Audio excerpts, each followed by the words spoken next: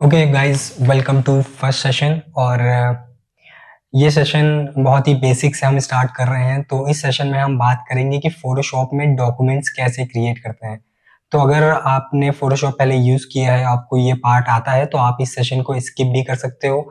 अगर आप फोटोशॉप पहली बार सीखने जा रहे हो और आपने इससे पहले फोटोशॉप कभी भी ओपन भी नहीं किया है, तो ये सेशन आपके लिए है और बहुत इंपॉर्टेंट सेशन है, क्योंकि इसमें हम देखेंगे कि फ़ोटोशॉप का डॉक्यूमेंट कैसे क्रिएट करते हैं, फ़ोटोशॉप में कैसे नया डॉक्यूमेंट क्रिएट करते हैं और किन-किन सेटिंग्स का ये ध्यान रखना चाहिए फ़ोटोशॉप के डॉक्यूमेंट क्रिएट करने में। तो चलिए शुरू करते हैं। अब जो है, अभी मैं फ़ोटोशॉप के 2022 वर्ज़न में हूँ और जब आप फ़ोटोशॉप पहली बार खोलेंगे तो आपके सामने कुछ इस तरह की स्क्रीन आएगी, जिसमें यहाँ पे लिखा रहेगा रीसेंट। इसमें रीसेंट डॉक्यूमेंट्स आपको दिखेंगे जो आप पहले फ़ोटोशॉप में खोल चुके हैं। वो डॉक्यूमेंट्स जिस पे आप पहले फ़ोटोशॉप में काम कर चुके हैं, वो यहाँ पे आपको दिखेंगे। अगर आप फ़ोटोशॉप पहली बार खोल रहे हैं तो ये सेक्शन आप में बिल्कुल ब्लैंक रहेगा, यहाँ पे कुछ भी नहीं दिखेगा। अब जो है, यहाँ पे अगर आप देखो तो यहाँ पे 2 ऑप्शन है, एक लिस्ट व्यू का, एक ग्रिड व्यू का। तो ये बेसिकली ग्रिड व्यू में देखने के लिए है और ये लिस्ट एज़ अ लिस्ट देखने के लिए है, ठीक है? अब यहाँ पे ऑप्शन है न्यू फाइल का, तो इससे हम नया डॉक्यूमेंट क्रिएट कर सकते हैं। ओपन का मतलब है आपने अगर पहले फ़ोटोशॉप की कोई फाइल वगैरह सेव कर रखी है या आपको कोई इमेज डायरेक्ट फ़ोटोशॉप में खोलनी है, तो फिर आप इस ऑप्शन पे जाइए। तो अभी हमें इस वीडियो में एक नया डॉक्यूमेंट क्रिएट करना है, तो अभी हम क्लिक करेंगे न्यू फाइल पर और जैसे ही आप क्लिक करेंगे, आपके सामने आ जाएगा एक डायलॉग बॉक्स जिसमें सारे ऑप्शंस रहेंगे। यहाँ पे आप जो है अपने न्यू डॉक्यूमेंट का साइज़ वगैरह सेट कर सकते हो, रेज़ोल्यूशन सेट कर सकते हो, कलर मोड सेट कर सकते हो और बैकग्राउंड कैसा रहेगा ये भी सेट कर सकते हो। इस पर अभी हम बात करेंगे थोड़ी देर में। उससे पहले हम यहाँ पर देख लें कि यहाँ पर क्या है। तो बेसिकली फर्स्ट जो सेक्शन है रीसेंट का, इसमें वो सारे साइजेस दिखेंगे जिस पर पहले मैं फ़ोटोशॉप में काम कर चुका हूँ। मतलब मैं इन साइजेस को यूज़ कर चुका हूँ, तो इस वजह से ये साइजेस मुझे यहाँ पे दिख रहे हैं। आपने अगर जो है फ़ोटोशॉप पहली बार खोला है, तो यहाँ पे ये ब्लैंक रहेगा, ठीक है? उसके बाद आते हैं सेव्ड में। अगर मैंने कोई साइज़ सेव कर रखा होता है जो मैं बार-बार यूज़ करता हूँ, तो फिर वो मुझे यहाँ दिखता है, पर मैंने कोई ऐसा साइज़ सेव नहीं किया है, तो ये ब्लैंक है। अब हम जो है जाते हैं दूसरे ऑप्शन में, जो है फ़ोटो। तो अगर आपका काम फ़ोटो से रिलेटेड कुछ है, तो फ़ोटो से कुछ रिलेटेड है, तो फिर वो सारे ऑप्शन आपको यहाँ पर दिखेंगे। अब यहाँ पर जैसे लैंडस्केप, लैंडस्केप का दूसरा साइज़, लैंडस्केप का फिर से कोई और साइज़ है 7/5 इंच, लैंडस्केप का साइज़ है 10/8 इंच, ठीक है? पोर्ट्रेट का साइज़ 2/3 इंच। ये अलग-अलग साइज़ेज़ हैं, उनकी सेटिंग्स हैं। अब जैसे फ़ोटो जो होती है, जब फ़ोटो का जो भी काम होता है, वो प्रिंट मीडिया के लिए होता है, राइट? तो फिर यहाँ पर आप देखोगे कि ये जो रेज़ोल्यूशन भी उसी हिसाब से सेट है, 300 पिक्सेल्स पर इंच। अब इस पे भी हम बात करेंगे कि रेज़ोल्यूशन कैसे हम डिसाइड करते हैं कितना होना चाहिए। पर ये जो सेक्शन है, ये प्रीसेट्स हैं, ये पहले से बने हुए हैं, कुछ साइज़ेज़ हैं, जो कि आप यूज़ कर सकते हो अगर आपको उसी साइज़ का कोई डॉक्यूमेंट चाहिए तो, अगर वैसा आपका कोई काम है तो। ठीक है? आप ये कस्टमाइज़ भी यहाँ से कर सकते हो, ऐसा नहीं है कि आप अगर ये मैं लैंडस्केप सेलेक्ट करता हूँ, तो यहाँ से मैं छेड़ नहीं सकता, मैं इसको चेंज भी कर सकता हूँ, लाइक मैं इसको 5 कर सकता हूँ, मैं इसकी हाइट 4 कर सकता हूँ, अगर मुझे ये चाहिए होगा, ठीक है? तो फिलहाल के लिए तो अभी हम इसको कुछ नहीं करेंगे, हम दूसरे तरफ जाते हैं प्रिंट में। तो अब प्रिंट में आप देखोगे तो जितने साइज़ यहाँ पे आपको मिलेंगे ना, ये प्रिंट के साइज़ेज़ हैं, ये पेपर के साइज़ेज़ हैं, letter, legal, tabloid, A4, A6, A5, A3, B5, B4, B3, C4, C5, ये जो है सारे प्रिंट के साइज़ेज़ हैं। C6, ये सारे पेपर जितने भी मार्केट में आते होंगे, ये उनके साइज़ेज़ हैं। तो अगर आप कोई ऐसा ग्राफिक डिज़ाइन आपको करना है जो कि प्रिंट होना है, सपोज़ मुझे कोई प्रोजेक्ट मिला है जो कि A4 पे प्रिंट होना है और उसके लिए मुझे एक ग्राफिक डिज़ाइन करना है, तो मैं सिंपली प्रिंट में आ करके A4 साइज़ यहाँ से सेलेक्ट कर लूँगा और यहाँ से CMYK कर लूँगा, बाकी 300 पिक्सल बाकी सब ठीक है, और एक डॉक्यूमेंट क्रिएट कर लूँगा उस हिसाब से। तो ये उस लिए है बेसिकली। अब हम अगले सेक्शन पे जाते हैं, जो है आर्ट एंड इलस्ट्रेशन। अगर आप आर्ट एंड इलस्ट्रेशन के पर्पज़ से कोई डॉक्यूमेंट क्रिएट करना चाहते हो जिस पे आप इलस्ट्रेशंस बनाओगे या डिजिटल पेंटिंग करने वाले हो, तो फिर ये सेक्शन आपके लिए है। यहाँ पे भी कुछ डिफ़ॉल्ट साइज़ेस दे रखे हैं। आप चाहो तो यूज़ कर सकते हो या फिर आप खुद का क्रिएट कर सकते हो। अब अगर मैं ये कह रहा हूँ कि आर्ट एंड इलस्ट्रेशन के पर्पज़ से आप डॉक्यूमेंट क्रिएट कर रहे हो, तो कोई ज़रूरी नहीं है कि आपको इसी सेक्शन में आना पड़ेगा और डॉक्यूमेंट क्रिएट करना पड़ेगा। ये सिर्फ़ प्रीसेट्स दे रखे हैं, अगर आप आर्ट एंड इलस्ट्रेशन करना चाहते हो तो उसका आप डॉक्यूमेंट क्रिएट भी कर सकते हो, वो मैं आगे बताऊँगा, ठीक है? कोई ये सिर्फ़ प्रीसेट्स हैं, ये कुछ डिफ़ॉल्ट साइज़ेज़ दे रखे हैं। अब आगे आते हैं वेब में, तो ये वेब के पर्पज़ से अगर आप कोई जो है डॉक्यूमेंट क्रिएट करना है, कोई ग्राफ़िक ऐसा डिज़ाइन करना है जो वेबसाइट पे जाना है या कोई जिसका काम वेब पर्पज़ के लिए हो, तो फिर उसका साइज़ आपको यहाँ मिल जाएगा डिजिटल मीडिया के लिए जो भी हो। अब डेस्कटॉप की कोई डिज़ाइन आपको करनी है एचडी डिज़ाइन, तो उसका साइज़ ये दे रखा है नीचे, अगर आपके काम का हो तो आप ये सेलेक्ट कर सकते हो, ठीक है? अब आते हैं मोबाइल। तो अब इस सेक्शन में आपको सारे मोबाइल के साइज़ मिल जाएँगे। यहाँ पे एंड्रॉइड का, आईफ़ोन का, आईपैड का एंड एप्पल वॉच का भी है। तो यहाँ पे जो है आपको सारे मोबाइल के लिए आपको साइज़ मिल जाएँगे। अगर आप यूआई डिज़ाइनिंग करना चाह रहे हो और उस हिसाब से आपको साइज़ चाहिए, तो फिर ये सेक्शन आपके काम आ सकता है। अभी अगला सेक्शन है फ़िल्म एंड वीडियो। तो जैसा नाम है फ़िल्म एंड वीडियो, तो बेसिकली इसके जो साइज़ेज़ हैं वो साइज़ेज़ हैं जो फ़िल्म्स वगैरह में यूज़ होते हैं। तो जैसे एचडी, 4K आपको मिल जाएगा इसमें, 2K और सारे साइज़ेज़ आपको मिल जाएँगे जो बेसिकली फ़िल्म्स में यूज़ होते हैं, ठीक है? तो ये अगर आपके काम का है तो आप यूज़ कर सकते हो। फिलहाल अब हम बात करने वाले हैं इस सेक्शन की, ये सारी सेटिंग्स और कैसे हम एक डॉक्यूमेंट क्रिएट करें अपनी नीड्स के अकॉर्डिंग। चलिए शुरू करते हैं। अब जैसे मुझे कोई डॉक्यूमेंट क्रिएट करना है, तो मैं यहाँ रिसेंट के टैब में अगर हूँ तब भी कोई दिक्कत नहीं है, अगर मैं फ़ोटो के टैब में हूँ, कोई दिक्कत नहीं है, यहाँ पे हूँ कोई दिक्कत नहीं है। मैं कहीं से भी अपना डॉक्यूमेंट क्रिएट करना शुरू कर सकता हूँ, कोई इश्यू नहीं है। मैं दिखाता हूँ कैसे। अब सपोज़ मैं रिसेंट में हूँ, अब मुझे एक डॉक्यूमेंट क्रिएट करना है इंस्टाग्राम पोस्ट के लिए, ठीक है? मुझे इंस्टाग्राम पोस्ट के लिए एक ग्राफ़िक डिज़ाइन करना है, मान के चलते हैं, ठीक है?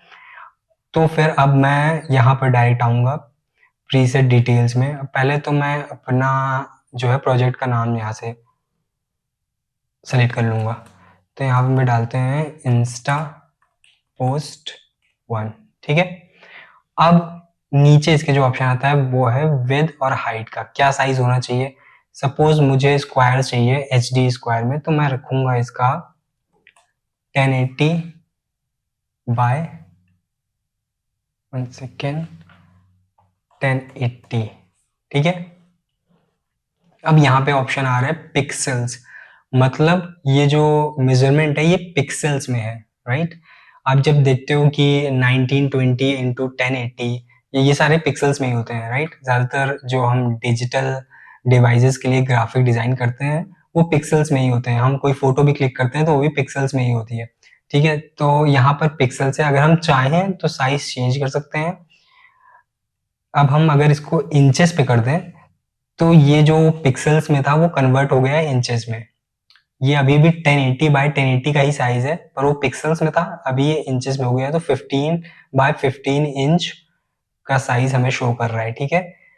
अब हम सेंटीमीटर में कर दें तो यहाँ पे ये वैल्यू सेंटीमीटर में आ जाएंगी। सो ये जो है इसलिए है कि यहाँ से हम वैल्यूज डिसाइड कर सकते हैं कि हमारे डॉक्यूमेंट में जो भी वैल्यू रहे वो हमें किस यूनिट में चाहिए, हमें वो सेंटीमीटर में देखना है, मिलीमीटर में देखना है, पिक्सल्स में देखना है या इंचेस में देखना है, वो आपकी प्रेफरेंस के ऊपर है। मैं जनरली इसको पिक्सल्स पे ही रखता हूँ, ठीक है? तो अभी इसको पिक्सल्स ही कर देते हैं। अब यहाँ पे ओरिएंटेशन पूछ रहा है, ओरिएंटेशन आपका पोर्ट्रेट रहेगा या लैंडस्केप रहेगा, ठीक है? अभी तो ये स्क्वायर है तो कोई फर्क नहीं पड़ता, इसलिए देखिए दूसरा सेलेक्ट भी नहीं हो रहा है क्योंकि स्क्वायर है। तो स्क्वायर में तो आप किधर से भी इसको रोटेट करो वो स्क्वायर ही रहेगा, ठीक है? तो ओरिएंटेशन स्क्वायर में अगर आपके पास रेक्टेंगल आर्टबोर्ड होता, रेक्टेंगल डॉक्यूमेंट होता, तो फिर ये काम करता है। सपोज मैं अभी हाइट चेंज कर देता हूँ, हाइट को मैं कर देता हूँ 540, हाफ कर दिया ना। अब देखिए ओरिएंटेशन चेंज हो गया है, अब मैं इसको पोर्ट्रेट कर सकता हूँ। अब मैंने पोर्ट्रेट किया तो देखिए ये साइज चेंज हुआ ना विड्थ का और हाइट का। अगर मैं इसको लैंडस्केप कर दूं तो ये देखिए अब विड्थ मेरी वाइड हो गई है और हाइट कम हो गई है, लैंडस्केप, राइट? और पोर्ट्रेट। तो यहाँ से आप ओरिएंटेशन सेलेक्ट कर सकते हो। चलिए इसको वापस से मैं इसको स्क्वायर बना देता हूँ, ठीक है? मुझे स्क्वायर पोस्ट चाहिए। अब यहाँ पे रेजोल्यूशन का है, तो रेजोल्यूशन क्या होता है? रेजोल्यूशन बेसिकली पिक्सल्स पर इंच 1 इंच में कितने पिक्सल्स हैं। जितना ज़्यादा रेज़ोल्यूशन होगा हमारी इमेज उतनी क्रिस्प होगी, क्रिस्प क्लियर होगी, ठीक है? तो ये होता है रेज़ोल्यूशन का मतलब। अब यहाँ पे 72 रेज़ोल्यूशन जो है वो है 72 पिक्सेल्स पर इंच। तो 72 ठीक है, बुरा नहीं है, ठीक है? अगर हम कोई ऐसा ग्राफिक डिज़ाइन कर रहे हैं जो ऑनलाइन हमें यूज़ करना है, हमें इंस्टा पे अपलोड करना है, हमें किसी वेबसाइट पे डालना है या ऐसी जगह यूज़ करना है, डिजिटल प्लेटफ़ॉर्म पे यूज़ करना है, उसको मोबाइल में देखना है, उसको स्क्रीन पर देखना है, तो 72 पिक्सल पर इंच इनफ है। उससे ज़्यादा जाने की ज़रूरत नहीं है। अगर आप जाते हो उससे ज़्यादा तो सिर्फ़ वो फ़ाइल का साइज़ बढ़ेगा और कुछ नहीं होगा। पर अगर हम यही चीज़ अगर हम ये जो है कोई डॉक्यूमेंट क्रिएट करने हैं जो प्रिंट होना है, तो फिर हमें यहाँ पर 300 पिक्सेल्स पर इंच रखना होगा। ये इम्पोर्टेंट है। अगर हम कोई चीज़ प्रिंट मीडिया के लिए बना रहे हैं, कोई ऐसा ग्राफिक हम डिज़ाइन कर रहे हैं जो हमें पता है आगे चल के प्रिंट होना है, तो हमें उसका रेज़ोल्यूशन ज़्यादा रखना होगा क्योंकि प्रिंट में डिटेलिंग चाहिए होती है ज़्यादा, तभी वो चीज़ क्लियर प्रिंट होगी, वरना उसमें वो पिक्सेलेटेड सा दिखेगा। ठीक है? तो प्रिंट मीडिया के लिए याद रखिए हमें जो है ज़्यादा रेज़ोल्यूशन चाहिए, पर जब हम कोई चीज़ जो है ऑनलाइन मीडिया या डिजिटल डिवाइस के लिए बना रहे हैं तो वहाँ पर 72 पिक्सल पर इंच चल जाएगा, कोई दिक्कत नहीं है। ठीक है? अब यहाँ पे आ गया, यहाँ पिक्सेल्स पर इंच, पिक्सल पर सेंटीमीटर, ये भी यूनिट्स का यूनिट्स की वैल्यू है। अगर आपको इसको सेंटीमीटर में चाहिए तो ये होगा, अगर आपको पिक्सेल्स पर इंच चाहिए तो 72 पिक्सेल्स पर इंच, ठीक है? पिक्सल पर इंच ही मैं यूज़ करता हूँ, ज़्यादातर यही यूज़ होता है, तो इस वैल्यू को इतना ही रखते हैं, इसको सेंटीमीटर में नहीं करते हैं, ठीक है?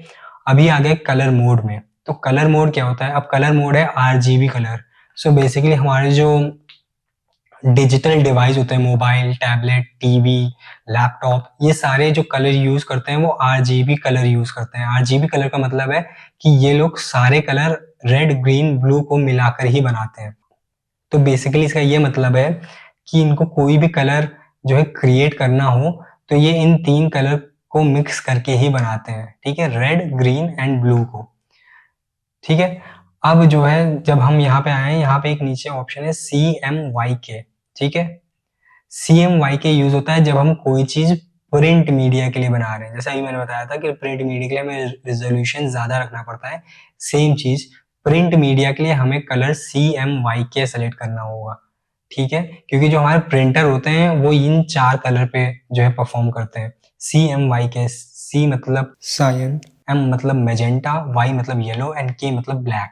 तो प्रिंटर में ये 4 इंक जो है यूज़ होती है और प्रिंटर्स इन 4 कलर को यूज़ कर जो है सारे कलर बनाते हैं, ठीक है? तो इसलिए प्रिंट मीडिया के लिए अगर हम कुछ डिज़ाइन कर रहे हैं जो प्रिंट होना है तो हमें ये कलर मोड सेलेक्ट करना होगा। अगर हम कुछ ऐसा बना रहे हैं जो कि ऑनलाइन ही रहना है, जो कि डिजिटल डिवाइस पे ही देखा जाएगा, तो आरजीबी कलर होना चाहिए। अब जो है आप कहोगे कि मैं आरजीबी कलर रखूँ और उस चीज़ को प्रिंट करूँ तो क्या दिक्कत है?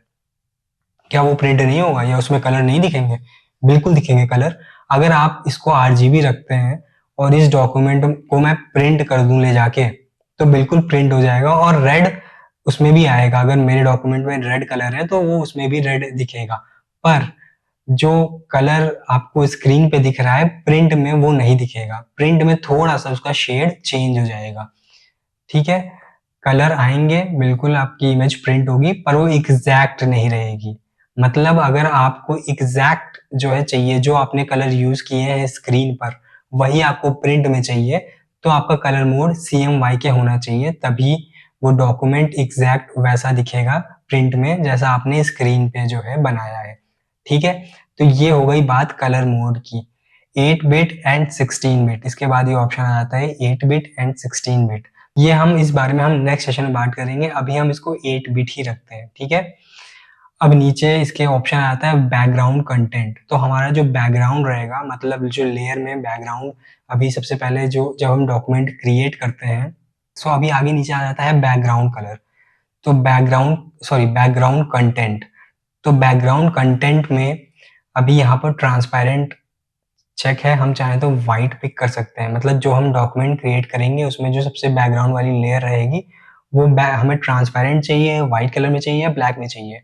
तो अभी मैं इसको ट्रांसपेरेंट कर देता हूँ। अभी एक और डॉक्यूमेंट क्रिएट करके मैं दिखाऊंगा कि अगर हमने व्हाइट या ब्लैक किया होता तो कैसा आता। ठीक है, तो अभी हमने ट्रांसपेरेंट कर दिया है। तो अभी ये नीचे जो है एडवांस ऑप्शन है जिसकी हमें कोई ज़रूरत नहीं है। ठीक है, और अभी हम अपना इंस्टा पोस्ट के लिए हम सारी एक बार सेटिंग चेक कर लेते हैं। तो ठीक है, फुल एचडी है, रेजोल्यूशन 72 पिक्सल्स पर इंच। ठीक है, आरजीबी कलर ठीक है, हमें इसको जो है डिजिटल डिवाइस के लिए क्रिएट करना है। 8 बिट ठीक है, बैकग्राउंड कंटेंट ट्रांसपेरेंट ठीक है। अब हम यहाँ जाएंगे और इस डॉक्यूमेंट को क्रिएट करेंगे। ठीक है, अब ये हमारा डॉक्यूमेंट क्रिएट हो गया। इंस्टा पोस्ट 1 हमारे डॉक्यूमेंट का नाम है। ये हमारा साइज जो हमने लिया था 1080 बाय 1080। और ये जो है पीछे अगर आप देखोगे तो ये ट्रांसपेरेंट है, ये जो चेक आपको दिख रहा है। सो बेसिकली ये ट्रांसपेरेंट है, ये साइन जो है ट्रांसपेरेंट का होता है। मतलब अगर आपको कोई भी लेयर ऐसी दिखे फोटोशॉप में तो इसका मतलब है कि ये ट्रांसपेरेंट है। ठीक है, इसमें कुछ भी नहीं है अभी। तो फिर अब जो है, तो चलिए ये ट्रांसपेरेंट है। अब मैं आपको एक और डॉक्यूमेंट क्रिएट करके दिखाता हूँ जो कि अगर हम ये ट्रांसपेरेंट ना पिक करते तो फिर कैसा रहता। ठीक है, तो चलिए यहाँ जाते हैं, फाइल, न्यू। ठीक है, अब न्यू फाइल, सब कुछ ऐसे ही रहने देते हैं। इधर नाम चेंज कर देता हूँ मैं, इंस्टा पोस्ट 2। ठीक है, प्रोजेक्ट का नाम। ये हमारा जो है साइज है। ठीक है, रेजोल्यूशन है ये। यहाँ पर कलर मोड वही रहने देते हैं। अब बैकग्राउंड कंटेंट को मैं ट्रांसपेरेंट से हटा के वाइट कर देता हूँ। वाइट, ये वाइट दिख रहा है ना, ये वाइट कर देता हूँ एंड क्रिएट करता हूँ। अब डिफरेंस आपको दिखा, यहाँ पर जो बैकग्राउंड है ये वाइट है, यहाँ पर जो है ट्रांसपेरेंट है। ठीक है, यहाँ पर ट्रांसपेरेंट नहीं है, ये वाइट है। अब मैं एक और डॉक्यूमेंट क्रिएट करता हूँ, चलिए, और यहाँ पर मैं कोई रैंडम कलर भी पिक कर सकता हूँ। ठीक है, रेड, क्रिएट। अब देखिए बैकग्राउंड रेड हो गया है। तो फिर ये रहा जो है थोड़ा सा बेसिक इंट्रोडक्शन की फोटोशॉप में जो है डॉक्यूमेंट कैसे क्रिएट करते हैं। सो ये एक छोटा सा सेशन था जिसमें हमने ये देखा कि फोटोशॉप में डॉक्यूमेंट कैसे क्रिएट करते हैं और कौन कौन सी सेटिंग्स का हमें ध्यान रखना होगा। नेक्स्ट सेशन में हम जो है देखेंगे फोटोशॉप का इंटरफेस, क्योंकि फोटोशॉप का इंटरफेस पता होना बहुत ज़रूरी है। तो इस सेशन को आपने कंप्लीट कर लिया है एंड कॉन्ग्रेचुलेशन। अब जो है हम बढ़ते हैं दूसरे सेशन की तरफ। तो मिलते हैं अगले वीडियो में।